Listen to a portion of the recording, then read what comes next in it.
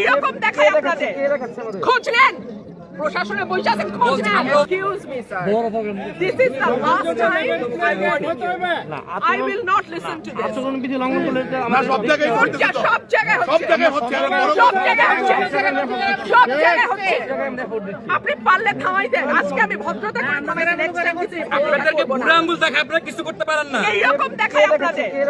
খোঁজ নেন প্রশাসনে বসে আছেন খোঁজ নেন আমরা অভিযোগ দিছি বললাম বুড়া আঙ্গুল দেখায় বসে